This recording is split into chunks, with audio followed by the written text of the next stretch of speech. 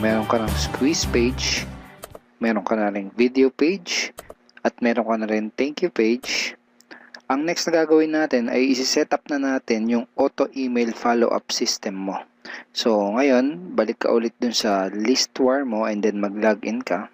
Then, kapag naka-login ka na, dito sa drop-down menu na to, dito sa bandang kanan sa taas, itong drop-down menu na to, click mo yan and make sure na nakaselect yung ginawa mong autoresponder list. So, kung hindi pa nakaselect yun, i-click mo lang. And then, ang next is punta ka dito sa Messages tab. Under Messages tab, punta ka dito sa Replication. Okay. So, dito sa Replication, gagawin natin ay maitatype tayo dito sa replicate this autoresponder tsaka dito sa replication password. Ang itatype natin dito sa replicate this autoresponder ay SWA follow up. So, one word lang yan. And then sa replication password, letter I, letter M, and then unstoppable. Okay, so one word lang din yan. Then pag na-type mo na yan, click mo lang tong click here to replicate this autoresponder. Okay, so okay na. Check natin ngayon sa messages tab again kung na-replicate ba yung follow-up messages. Okay, so kung makikita mo ngayon, na-replicate na yung mga follow-up na magagamit mo. So, ano ba ang trabaho nitong follow-up na to dito sa system natin? Basically, pag yung prospect mo ay nagpunta dito sa squeeze page mo, tapos nag-enter sila dito ng first name, ng email nila, at ng cellphone number nila, basically, dun sa email nila na ilalagay dito, trabaho nitong autoresponder ay ipadala yung mga set of follow-up messages na to in automated manner. Ibig sabihin, every time na may papasok na prospect dito sa squeeze page mo, ipapadala nitong listwire itong mga follow-up messages na to dun sa email ng prospect mo. Every day. Okay? So, itong mga email na to, automatic na ipapadala to ng listwire dun sa prospect mo. Na mangyayari, continuous mong mafa-follow up at may educate ang prospect mo about our opportunity hanggang sa maging sapat na yung nalalaman niyang information para makapag-take ng decision para sumali sa'yo. Now, what next na kailangan natin gawin ay i-edit natin yung settings dito sa ating listwire account. Okay? Dun sa settings, basically, ang gagawin natin ay ilalagay natin yung mga ating information. Tulad ng ating mga contact information, kung ano yung ating pangalan, ating last name, etc. So, bakit natin kailangan gawin yun? Papakita ko muna to sa iyo saglit kung ano ba tong laman nitong mga follow-up email na to. Okay? So, ito yung isang example ng follow-up message na matatanggap ng iyong mga prospect. Actually, ito yung pinaka-first na follow-up na matatanggap ng mga prospect mo kapag nag-fill up sila dun sa ating squeeze page. Okay? So, pag nag-fill up sila dyan, may matatanggap muna silang confirmation email. And then, kapag na-confirm na nila yung email nila, ito yung email follow-up na marireceive nila. Basically, nakalagay dito is hello first name fix. So, ito isang code na to. Mangyayari dyan is, bali ganito yan. Kung ano yung first name na nilagay nila dito, nilagay nila dyan is Paulo. Kung Paulo yung nilagay nila dyan, matatanggap nilang email ganito, hello Paulo. Okay, so ganun nag-work yung autoresponder. So, parang nagiging personalized yung dating ng mga email mo. Okay, so, ang next part ng email mo ay ito. By the way, my name is code, di ba? My first name and my last name. Ang gagawin natin ay i-edit natin yung setting ng ating listwire para kapag na-receive to ng prospect mo, tong email na to, ang nakalagay dyan is yung ano yung first name mo at kung ano man yung last name mo. Okay? Pati dito sa dulo, itong dulong baba ng email, kailangan lumabas dun sa matatanggap na email ng prospect mo ay ito, nakalagay dito kasi kapag napanood mo na ng buo yung video at may gusto kang itanong, kontakin mo ako sa number na to. Kailangan lumabas dun sa email is yung number mo para makontak ka ng prospect mo. Okay? So, paano yun? Paano natin gagawin yun? Madali lang yun. So, dito sa Listwire, punta ka lang sa settings. And then, under settings, punta ka sa merge fields. Okay? So, again, double check lagi kung tama yung ini-edit mo na autoresponder list. Okay? Kung ano yung ginawa mo, dapat yun yung naka-select dyan. Okay? So, ang unang i-edit natin is itong first name. Kung anong first name mo, lagay mo dyan. Example, first name mo, 1. Lagay mo dyan, 1. Dito sa last name, kung anong last name mo, ilagay mo din.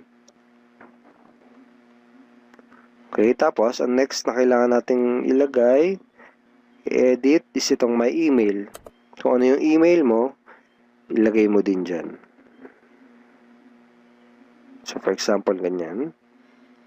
And then, itong my homepage, kung meron kang personal na blog, pwede mo yung ilagay dyan. Example, ganyan. 1. Kung wala kang personal blog, leave it blank. So, ang next na edit natin is itong my cellphone. So, ilagay mo dyan yung iyong cellphone number. Kung ano man yung cellphone number. Okay. Kung ano yung mga in-input natin dito sa mga yan, itong first name, itong my last name, itong my email, itong my homepage, tsaka itong my cellphone, yun din yung magre-reflect dun sa mga follow-up messages natin. Automatic na yun. Basta ma-edit mo lang yung ating merge fields, automatic na magre-reflect na yung mga information mo dun sa follow-up messages mo. So, after mong ma-edit yung mga yan, kailangan mo lang gawin is i-click click here to save the merge values. Okay?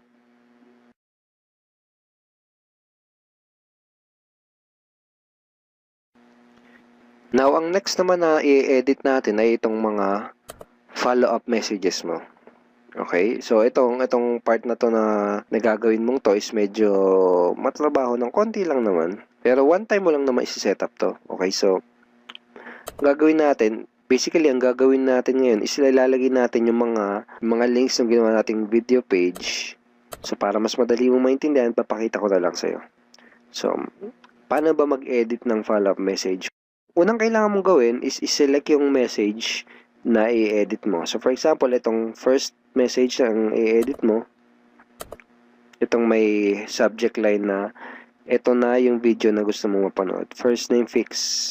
Again, ang ibig sabihin ng first name fix na yan, kung ano yung pangalan na nilagay nila dito sa squeeze page. So, for example, Paulo, nakalagay dun sa matatanggap nilang first follow-up is Paulo, ito na yung video na gusto mong mapanood. So, okay? So, para i-edit yan, click mo lang yan dyan. Select mo, and then, click here to edit the selected messages. Okay, tapos, pag na-click mo na yun, scroll down mo lang sa baba. Ito, makikita mo na yung pinaka-editor. Okay? So, kung gusto mong i-full screen yan, i-click mo lang itong icon na to. Itong toggle full screen mode. Click mo lang yan. Lalabas to. So, basically, ang gagawin natin is itong mga kulay blue na letter. Yan. Kailangan ang mangyayari is maging clickable hyperlink yan. Ibig sabihin, kailangan magawa natin na pwede siyang i-click para mapunta yung prospect mo dun sa ating video page. Ito yung ating video page. So, paano natin gagawin yun? Actually, napakadali lang naman. Unang kailangan mong gawin is i-copy mo uli yung URL address nitong iyong video page. So, copy mo yan. Again, yung video page ang kakopyahin mo. Hindi yung squeeze page at hindi rin yung thank you page. Yung video page lang. So, copy mo yan. Then, balik ka sa list where. Then, lahat ng naka-blue na sentences, yung mga yan, kailangan mo lang gawin is i-highlight mo yan. Highlight mo.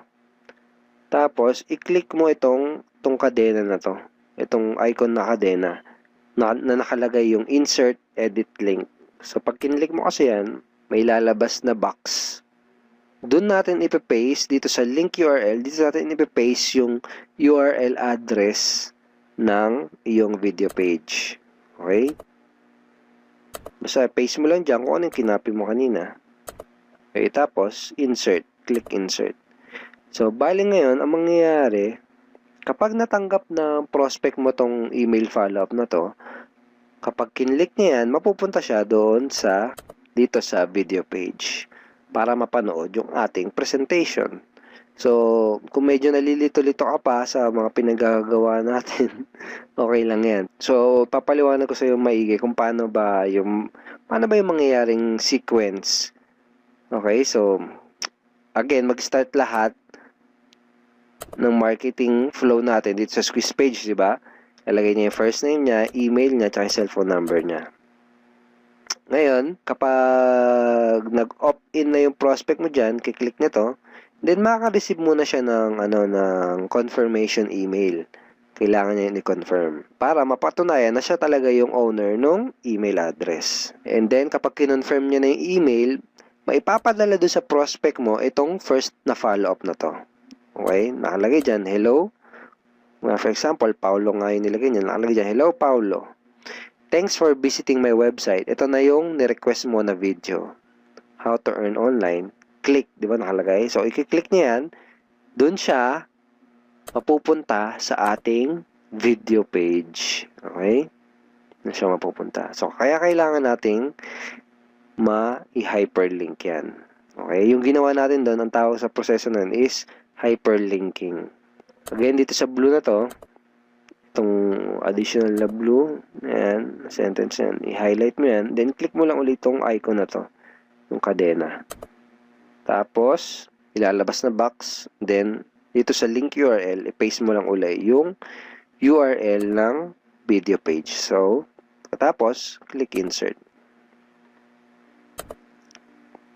Again, meron na naman isang blue dito, so ganun din yung gawin mo.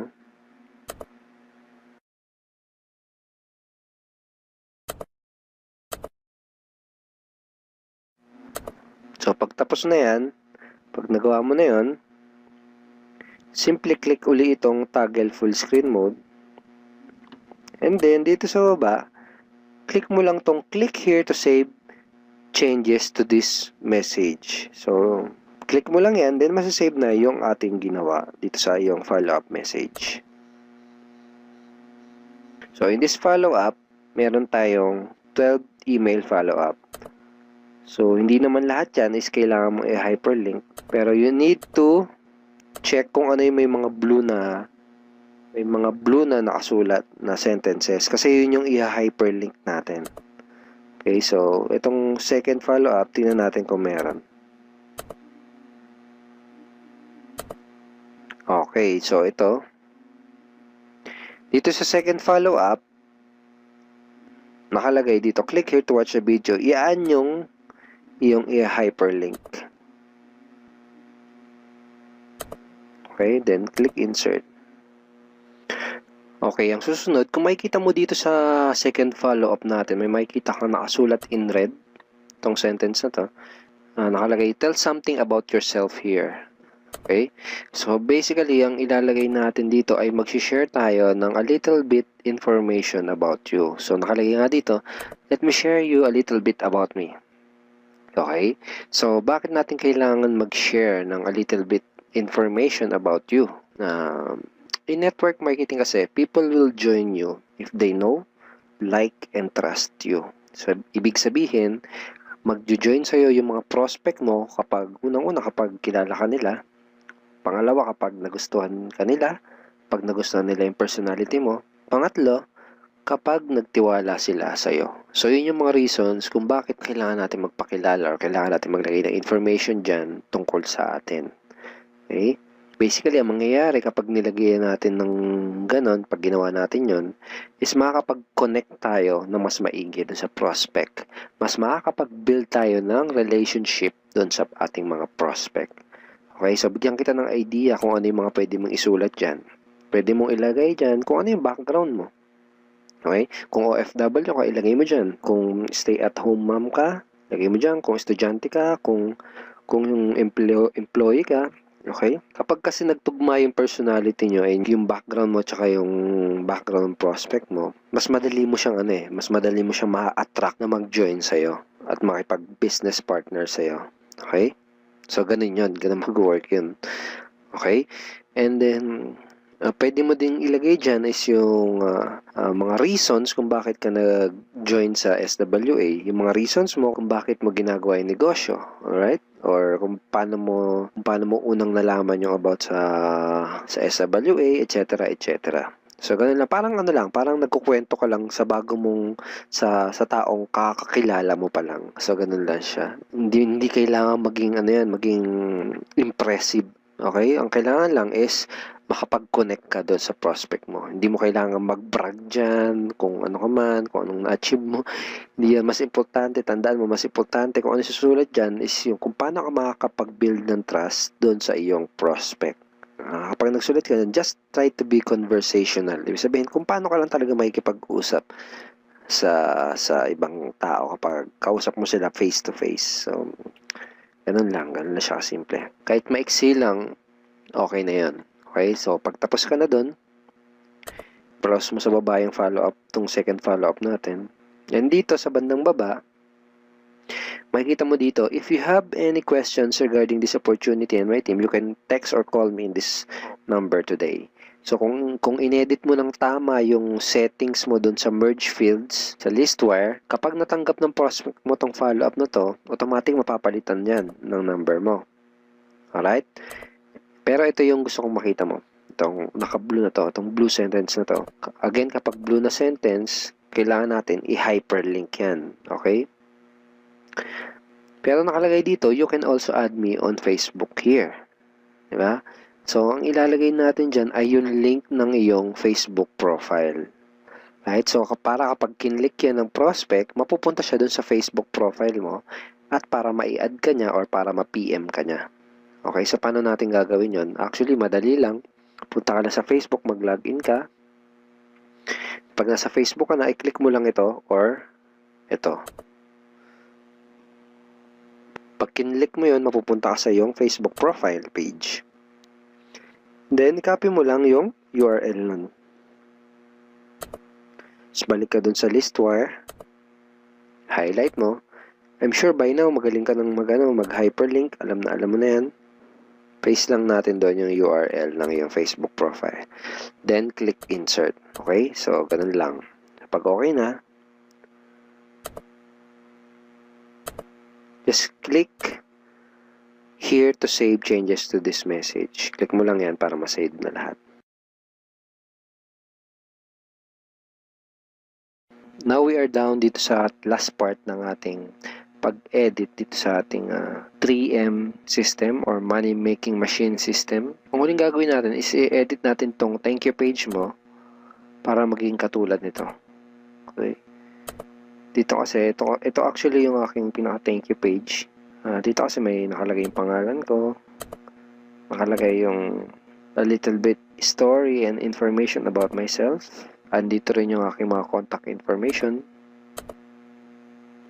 Yung link papunta sa aking Facebook. Yung aking picture. At pati yung aking personal blog. Okay? So, gagawin natin yun doon sa iyong thank you page na ginawa. So, paano yun? Punta ka lang ulit sa Blogger. And dun sa Blogger, punta ka lang sa Pages. Then, hanapin mo yung ginawa mong thank you page. Ito, sa atin. And then, click Edit. Okay, so, andito na tayo sa Edit page ng Blogger. Then, actually, parang nag-edit ka na ng Word document. Kung marunong ka mag-edit ng Word document, madaling-madali lang. Maning-mani lang sa'yo to. So, dito, hi friend. So, pwede mo i-edit. Nakalagay dito, my name is, your name here. So, dyan, lagay mo dyan yung pangalan mo. So, parang ganyan. Then, i-block mo lang. Papalitan mo yung kulay, dito lang. Okay, block mo. So, para mawala yung pagka-bold niya, click mo lang dito sa ito. Ayan, so parang ano na siya. Parang part na talaga siya nung nakasulat dyan. Tapos dito, I'd like to share a little bit about me. Pwedeng yung ilagay mo dyan, yung tinype mo kanina, dun sa ating second follow-up message. So, yan, pwede dyan. Put your story here. Share a little bit of your background, how you become part of the team, tell your prospect how you can help and guide them in business. So again, ginagawa natin to para mas makapag-connect pa tayo ng mas maigi doon sa prospect. And para gaya nga sabi ko kanina, people will join you if they know you, if they like you, and if they trust you. Okay? So yan, pwedeng ganyan. Tapos dito, text or call me in these numbers today. So, i-ano mo lang yan. Burahin mo lang yung mga yan. Palitan mo ng number mo. So, 91-123. So, kung ganyan. Okay? Tapos dito, if you're from abroad, you can email me at, lagay mo lang dito yung email mo. Okay? Then, pula siya. Palitan mo lang ng kulay dito. Okay. Right dito. Or, you can simply send me a PM on Facebook. So, ang gagawin natin dito is i-hyperlink natin tong click here. So, ito, burahin na natin to kasi actually, ano lang to eh. Instruction lang yan eh. Burahin mo yan. Ito yung click here, yan yung natin, i-hyperlink. So, sa Listwire, natutunan mo na kung paano mag-hyperlink, right? So, dito madali lang din. So, highlight mo lang din dyan and i-click mo tong link. Okay?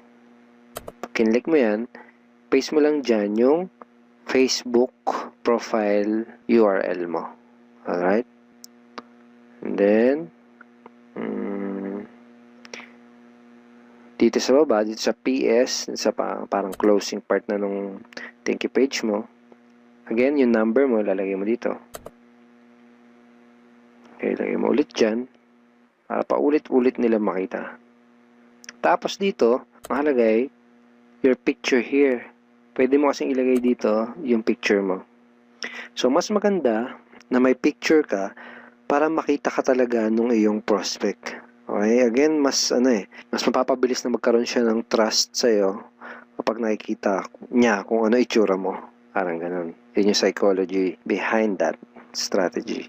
So, paano maglagay ng picture dyan? Simple lang. So, ganito yung gagawin natin. Parang ganito. Okay, so picture. Okay, so paano natin gagawin yun? So, paano maglagay ng picture dyan?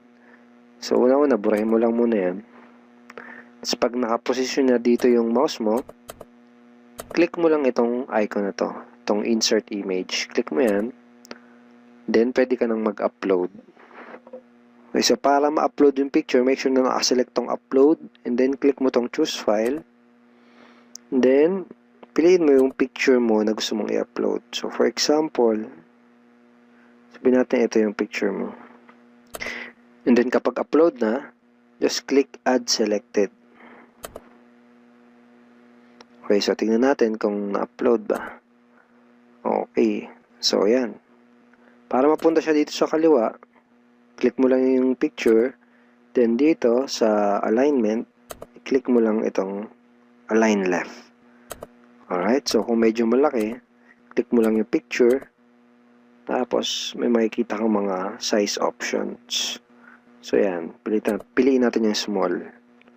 Okay, so okay na. Tapos, dito, your name here, yung pangalan mo lang ulit. Okay? Okay, tapos dito, number mo ulit. Okay, so para ka lang talaga nag-i-edit ng Word document. Okay?